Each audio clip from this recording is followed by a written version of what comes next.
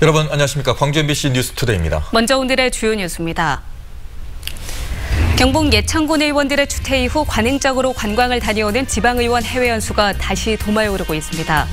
문재인 대통령이 광주형 일자리에 대한 전폭적인 지원을 다시 한번 약속했습니다. 현대자동차에게는 국내 생산 라인을 만들라고 주문했습니다. 오래된 화물차의 브레이크 고장이 대형 사고로 이어지고 있어서 제도적인 안전장치가 필요합니다. 금호타이어 비정규직 노동자들이 사측과 협상을 타결짓고 농성을 풀었지만 비슷한 상황이 반복될 불씨는 여전합니다.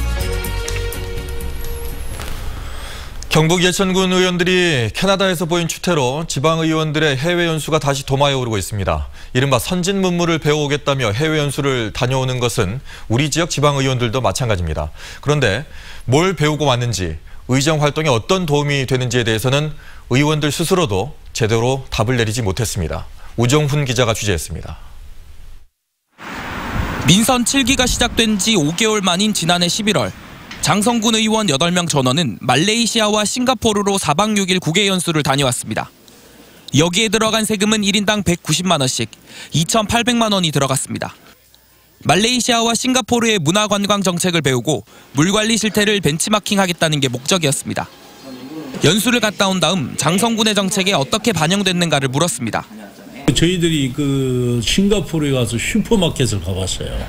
슈퍼마켓을 가보니까 우리 한국 쌀이 거가 있더라고. 우리도 장성쌀을 이런 데다 이렇게 가져와서 판매를 할 수 없을까. 지난해 9월 8박 10일 일정으로 유럽 4개 나라를 다녀온 영광군 의회. 스위스에 가서는 융프라우 산악열차를 타며 기념사진을 찍었고 프랑스 파리에서는 누구나 가는 루브르 박물관에 갔습니다. 1인당 490만 원씩의 세금이 들어간 이 연수의 목적은 저출산 극복과 관광자원 개발을 벤치마킹하는 것입니다. 여정이 인구나 관광 정책과 관련성이 떨어진다고 말하자 책임을 여행사로 넘깁니다. 솔직히 그랬어요. 그래서 그 여행사 쪽하고 싸우기도 하고 그랬어요. 그래서 우리 뜻하고 우리가 뻔히 한두 번 이렇게 하는 것 같다. 근데 화순군 의원들은 문화재 관리 방법을 배운다며 지금 현재 터키와 태국, 미얀마를 돌아다니고 있습니다. 그런데 이들 의원들은 불과 석 달 전인 지난해 10월 홍콩과 대만을 다녀와 놓고 이번에 또 배우겠다며 연수를 떠났습니다. 내년도 일정을 짜다 보니까 1월 초에 불가피하게 이렇게 일정을 짜서 나가게 됐습니다. 대부분의 공무 국외 여행은 선진국 문화를 탐방하고 이를 시 군정에 도움이 되도록 하겠다는 목적이지만 실상은 유명 관광지를 도는 것이 주요 일정이었습니다.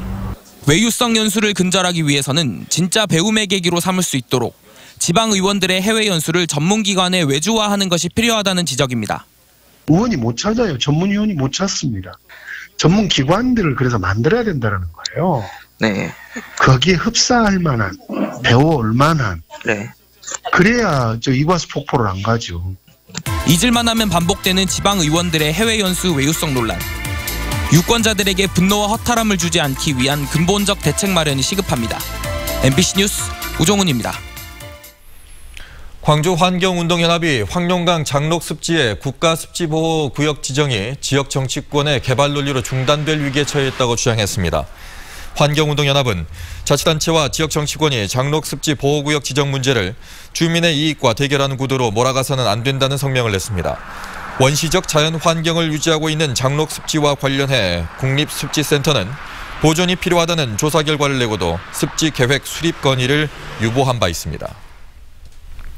오늘 대체로 맑은 가운데 비교적 온화한 날씨가 이어지겠습니다. 광주의 한낮 기온 10도까지 오르면서 평년 기온보다 5도가량 높겠고요. 나주와 담양의 기온 9도로 비교적 따뜻한 날씨가 이어지겠습니다. 이렇게 평년 기온을 훌쩍 웃도는 날씨는 이번 주말까지도 계속될 것으로 전망됩니다. 날은 비교적 포근하지만 미세먼지가 말썽입니다. 광주의 현재 초미세먼지 농도 나쁨 수준 보이고 있고요. 오후 들어서는 미세먼지 농도가 더 짙어질 것으로 전망됩니다. 앞으로의 미세먼지 정보 꼼꼼히 잘 확인하셔야겠습니다. 한편 오늘 밤부터는 차차 흐려지면서 밤부터 내일 아침 사이 비와 눈이 지나겠습니다. 밤사이 광주 전남 지역에는 5mm 안팎의 비가 내리겠고요. 내일 아침 전남 동부 지역에는 1cm 안팎의 눈이 내려 쌓일 것으로 전망됩니다. 요즘 대기가 무척 건조한데요. 내리는 눈이나 비의 양이 매우 적어서 이 건조함을 해소하기엔 부족하겠습니다. 날씨였습니다. 문재인 대통령이 어제 신년 기자회견에서 광주형 일자리 성공을 위한 사회적 대타협을 다시 한번 강조했습니다. 현대차그룹에게는 국내 투자를 촉구하기도 했습니다. 정용욱 기자입니다.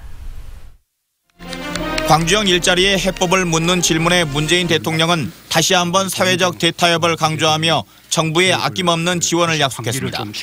노사 간에 더 이렇게 조금 머리를 맞대고 지혜들을 모아주기를 바라고, 그렇게 된다면 정부도 전폭적으로 지원하겠다는 말씀을 드립니다.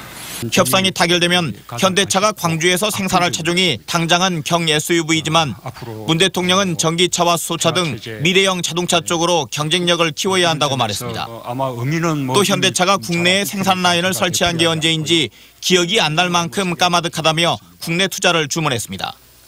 이제는 새로운 생산 라인을 한국에다 만들어야 되지 않겠습니까? 대통령이 지난 2일 신년사에 이어 신년 기자회견에서도 광주형 일자리에 대한 관심을 보이자 광주시는 고무된 분위기입니다. 이용섭 시장은 최근 광주형 일자리 사업은 반드시 성공시켜야 한다며 지난해 투자협약 무산 이후에도 현대차와 협상을 계속하고 있다고 밝혔습니다. 현대차의 지난 인사에서 협상 파트너 격인 실무진이 바뀌지 않은 점도 앞으로의 협상을 긍정적으로 보는 이유 가운데 하나입니다. 대통령이 광주형 일자리 성사를 거듭 표명함에 따라 잠시 숨고르기에 들어간 광주형 일자리 협상이 조만간 재개될 전망입니다. MBC 뉴스 정용욱입니다. 광주시가 광주형 일자리 성공과 일자리 창출을 총괄할 2급 상당의 사회연대 일자리 특별보좌관 채용을 추진하고 있습니다. 광주시는 행정안전부 승인이 떨어지면 이르면 이달 중에 일자리 특보를 선임한다는 방침입니다. 사회연대 일자리 특보는 광주형 일자리 추진을 비롯해서 노동계나 사회단체와의 관계 조율, 일자리 정책 전반에 대한 자문과 보좌 등의 역할을 수행할 예정입니다. 금호타이어 광주공장에서 점거 농성을 벌였던 비정규직 노조원들이 노사 합의안 가결에 따라 농성을 풀었습니다. 금호타이어 비정규직 노조원 90여 명은 고용유지와 노동조합 인정 등의 내용을 담은 노사 합의안에 대해 가결 처리하고 이르면 오늘부터 순차적으로 업무에 복귀하기로 했습니다. 노사양 측은 구체적인 근로조건에 대해서는 향후 집중 교섭을 통해 다음 달 말까지 합의점을 찾기로 했습니다. 한편 금호타이어사 측은 비정규직 노조원들의 생산시설 점거로 인한 손해 발생에 대해 형사 책임을 물을 수밖에 없다고 밝혔습니다.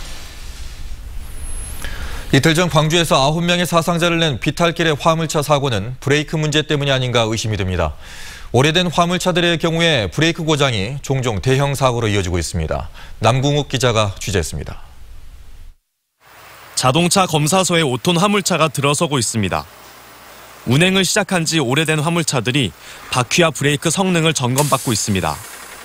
오래된 화물차를 모는 운전자들은 언제 사고가 날지 불안해합니다. 운송료를 제대로 못 받아서 노후 차량을 운행하고 싶은 화물 노동자가 어디 있겠습니까? 다 새 차로 바꾸고 싶고. 브레이크가 고장난 화물차가 사고를 내면 대형 인명피해로 이어집니다. 지난 2012년 광주 봉선동에서 4명의 사망자를 낸 사고와 2013년 광주 문흥동에서 일어난 대형 화물차 사고 모두 브레이크가 고장나거나 풀려 일어났습니다. 저희들이 브레이크 테스트를 하게 되면 어느 도중에도 브레이크가 터져가지고 브레이크 오일이 새는 경우도 종종 발생합니다. 근데 차주분들 같은 경우는 몰랐다, 거의 대부분. 전국에 있는 화물차 350만 대 중 절반 가까이가 10년 이상 된 노후 차량입니다. 광주 우산동의 경사진 곳에 주차돼 있다 도로로 돌진해 9명의 사상자를 낸 8톤 화물차 역시 1991년에 출고돼 28년 동안이나 운행된 노후 차량이었습니다. 전문가들은 화물차의 차량의 연령인 차량 제한이 없는 점도 개선돼야 한다고 지적합니다. 화물 차량 같은 경우는 차량이 없기 때문에 오래된 차일수록 자동차의 고장이라든가 브레이크 개통이 좀 문제가 있는 것으로 이렇게 생각할 수가 있습니다. 최근 5년간 발생한 화물차 사고는 전체 교통사고의 13%이지만 화물차 사고로 숨진 사람은 차량 교통사고 사망자의 30%를 차지합니다. MBC 뉴스 남궁욱입니다. 지인을 차로 치어 숨지게 한 혐의로 기소된 60대 남성이 항소심에서 1심과 달리 살인 혐의에 대해 무죄를 선고받았습니다. 광주고법 형사 1부는 살인과 음주운전 혐의로 기소된 64살 A씨의 항소심에서 징역 10년을 선고한 원심을 파기하고 살인 혐의는 무죄, 음주운전 혐의는 유죄를 인정해 징역 1년 2개월을 선고했습니다. 재판부는 살인 혐의를 인정하기 위해 필요한 압도적인 증명이 부족하다며 이같이 선고했습니다. A씨는 지난 2017년 12월 30일 새벽 여수의 한 주차장에서 술을 마신 상태로 운전을 해 주차장에 쓰러진 B씨를 차로 치어 숨지게 한 혐의로 기소됐습니다.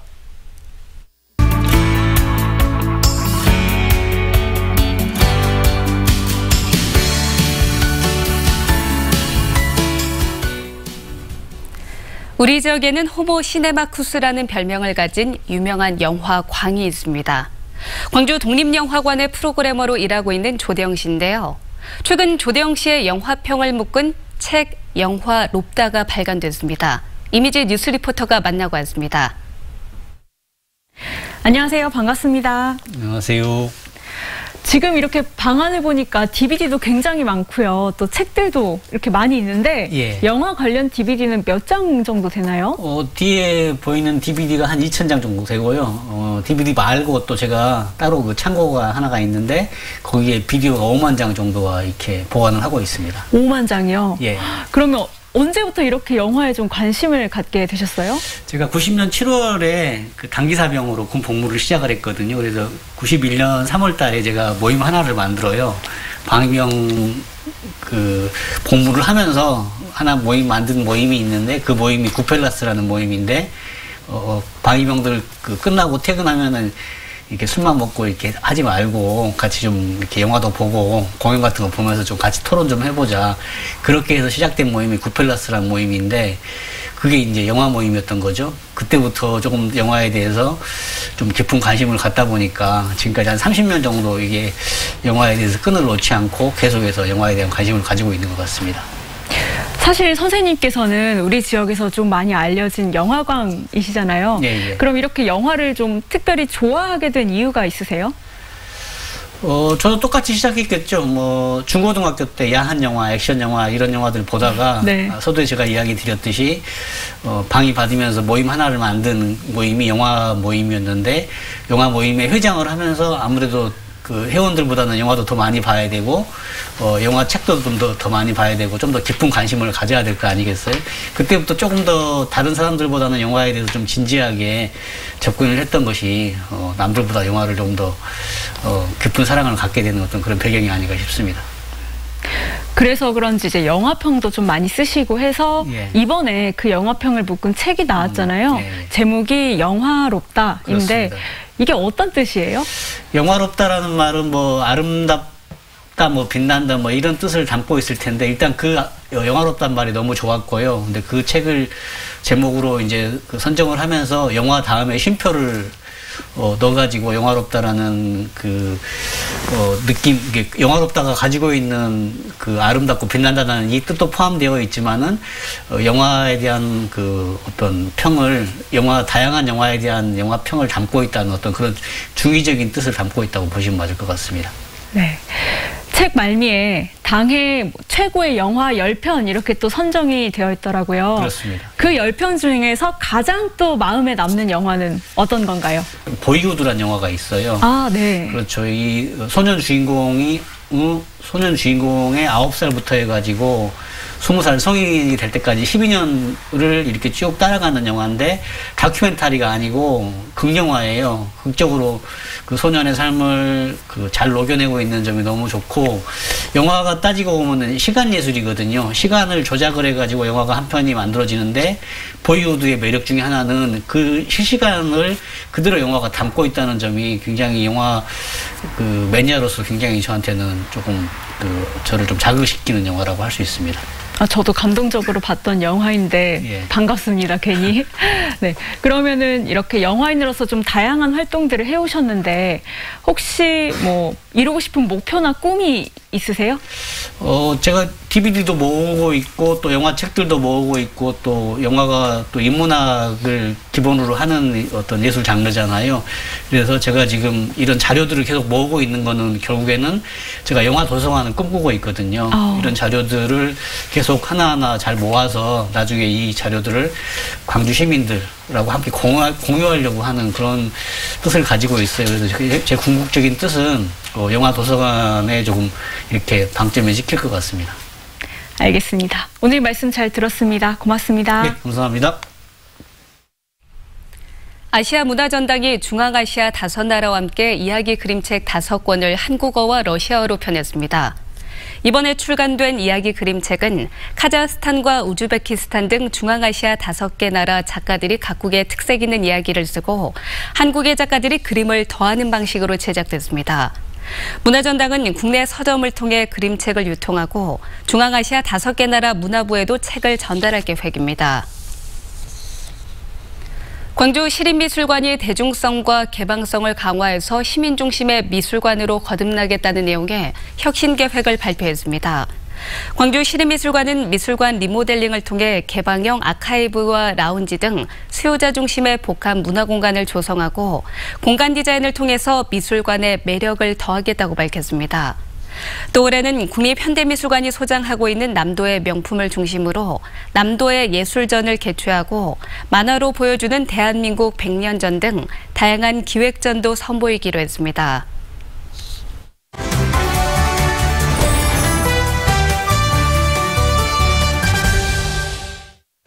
똑같은 자연 풍경도 어디서 어떻게 보느냐에 따라서 다양한 매력을 발견할 수가 있는데요. 오늘은 겨울바다를 이곳저곳에서 색다르게 감상할 수 있는 여수로 가보겠습니다. 네, 정수정 작가와 함께 떠나보도록 하겠습니다. 안녕하십니까? 네, 안녕하세요. 네, 여수의 겨울바다 낭만적일 것 같은데 네. 여수에서 또 어디로 가볼까요? 네, 오동도인데요. 이 오동도는 섬 전체가 오동잎을 닮았는데요. 옛날에는 이 오동나무가 빽빽해서 섬 이름이 붙여졌다고 해요. 네. 지금은 50에서 150년생 이상의 아름들이 동백나무가 3,000여 그룹가량 군락을 이루고 있는데요.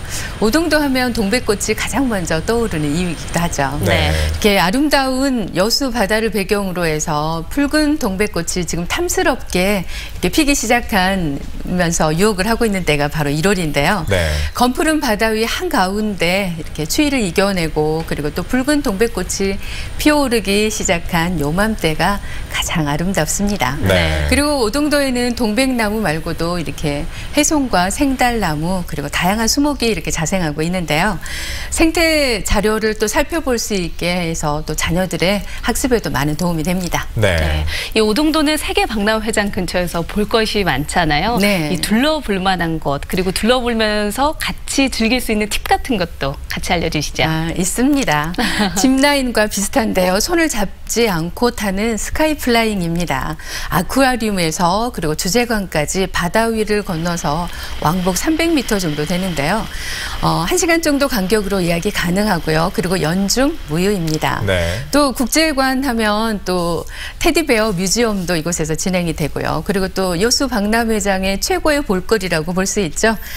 해양 생물을 관람하는 아쿠아리움입니다. 네. 여기에 자세한 예약 문의는 전화 061-669개 1111번으로 하시면 됩니다. 네. 혹시 야간에 가셨을 때는 조금 전에 그 커다란 그 원형이 있었잖아요. 네네. 그 비고쇼인데 네. 그것도 볼만하더라고요. 네, 그러니까요. 예, 재밌더라고요. 네. 아이들과 저도 함께 갔었는데 거기도 좋았고 또 아이들과 볼만한 또 코스가 또 있을까요? 네, 있습니다. 이순신 광장에 있는 거북선인데요. 여수는 전라 좌수영에 있던 진남관이 있던 자리이기도 하고요. 네. 그리고 이곳 이순신 광장에 거북선을 실물 크기로 이렇게 복원을 했는데요. 총 길이 35.4m 그리고 또 폭이 10.6m로 복원을 했습니다. 배를 어떻게 띄우고 또 운영을 하는지 모형까지 전시되어 있어서 거북선을 이해하는 데 많은 도움이 되고요. 그리고 직접 타고 또 사진 촬영도 가능합니다. 여수의 역사도 배우고 또 배 구석구석 이렇게 우리 선조들의 어떤 지혜도 엿볼 수가 있죠. 네. 그렇군요. 그리고 여수하면 해상 케이블카를 빼놓을 수가 없잖아요. 맞습니다. 이 여수 해상 케이블카는 해질녘 노을 지는 풍광에 이렇게 바다를 지나가는 그 황홀감을 이렇게 느껴볼 수 있는 코스인데요. 여기서 또 바다 위를 지나서 육지와 그리고 돌산도까지 약 1.5km를 잇는 국내 첫 해상 케이블카인데요. 네. 아시아에서는 4번째로 이렇게 바다 위를 통과하는 케이블카라고 해요. 낮과 그리고 또 노을 지는 저녁, 여기에 밤 풍경까지 제각각 다른 풍광으로 이렇게 그 멋을 뽐내고 있는데요. 일반 캐빈 40대와 그리고 또 바닥이 투명해서 크리스탈로 바다를 이렇게 내려다볼 수 있는 크리스탈 캐빈 이렇게 10대에서 총 50대가 운영이 되는데요. 이렇게 해상 케이블카를 타고 이렇게 돌산대교 그리고 돌산공원 여기에 또 오동도와 하멜 또 등대까지 이렇게 여수의 구석구석을 또 한눈에 내려다볼 수 있습니다. 네. 또 고소동 골목길이 있는데요. 네. 이곳은 여수에서 가장 오래된 산동네입니다. 총 길이 1,004m의 구간에 아름다운 벽화를 그리고 또 여기에 천사골목이라는 이름을 붙였는데요. 네. 높은 지대에 자리한 그 동네인 만큼 여수항이 아름답게 전체가 다 내려다 보이는 풍광이 이곳의 멋짐을 자랑할 수 있죠. 자, 이제 여수 갔으면 또 먹을거리 빼놓을 수가 없는데. 그럼요. 네. 예, 뭘 먹어야 될까요? 네. 지금 요맘때 남해안의 굴이 한창입니다. 네. 이게 또 특히 여수산 굴은 독특하고 다양한 식감으로 소비자들에게 아주 인기를 끌고 있는데요. 여수의 굴맛이 어떤 맛인지 아세요 혹시? 글쎄요. 어떤 맛일까요? 짠맛. 맛있는 맛. 찰진 맛이라고 하는데요. 찰진 맛. 네, 이렇게 여수 굴구이, 이렇게 굴찜, 굴떡, 그다음에 굴떡국까지 이렇게 다양하게 또 먹을 수가 있으니까요. 겨울 여수 여행에 빼놓을 수 없는 이 굴맛까지 함께 보고 온다면 더욱 행복한 겨울 여행이 되지 않을까라는 생각이 듭니다. 거기 하나 더 덧붙이자면 여수 게장. 맞아요. 무한리필. 절대 빼놓을 수가 없죠. 너무 맛있었습니다. 네, 포장까지 또 가능하니까요. 맞습니다. 함께 해보면 좋을 것 같아요. 예, 네. 여수로 한번 또 여행 떠나보시는 것도 좋을 것 같습니다. 오늘 말씀 고맙습니다. 네, 고맙습니다. 감사합니다.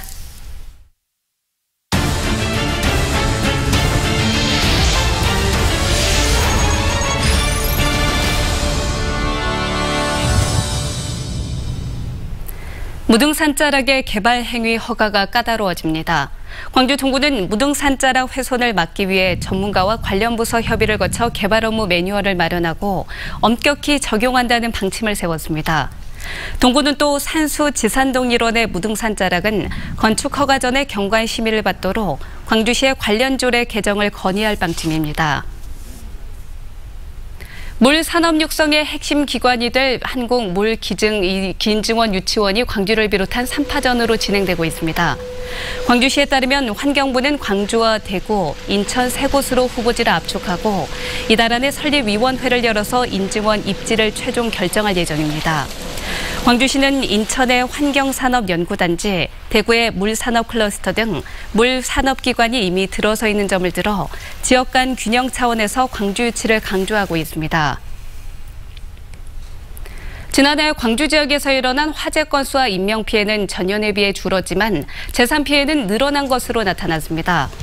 광주시 소방본부에 따르면 지난해 광주에서는 860건의 화재가 일어나 전년에 비해서 63건, 6.8%가 줄었습니다. 인명피해도 29명으로 전년보다 7명 줄었지만 재산피해는 36억여 원으로 전년보다 2억 7천만 원이 는 것으로 나타났습니다.